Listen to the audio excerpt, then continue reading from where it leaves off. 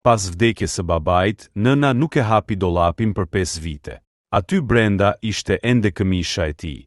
Pas vdekjes së babait, nëna nuk e hapi dollapin për 5 vite. Çdo mëngjes kalonte pranë tij, por vetëm e shikonte në heshtje. Aty brenda ndodhej këmisha e bardhë që ai e vishte në çdo fest, në çdo gëzim familjar. Ajo këmish ishte si një copë kohe e ngrirë, si të mos kishte kaluar asnjë ditë. Vitet kaluan, fëmijët u rritën, shtëpia ndryshoi, por dollapi qëndroi po aty i mbyllur. Një ditë, ndërsa po pastronte, nëna ndaloi. Dorën ja tërhoqi diçka, një mall që nuk durohej më.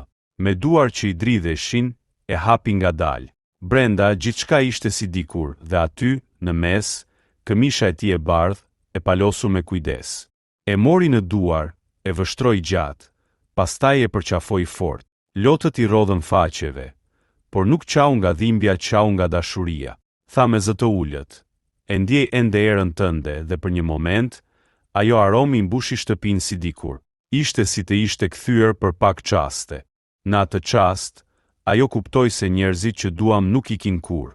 Ata mbeten në gjërat e vogla, në një aromë, në një robë, në një kujtim që zvenitet kurrë. Dhe kur e mbylli sërish dollapin, tha me zë të dridhur, tani mund të hap dritaret se ndjej sikur je këtu.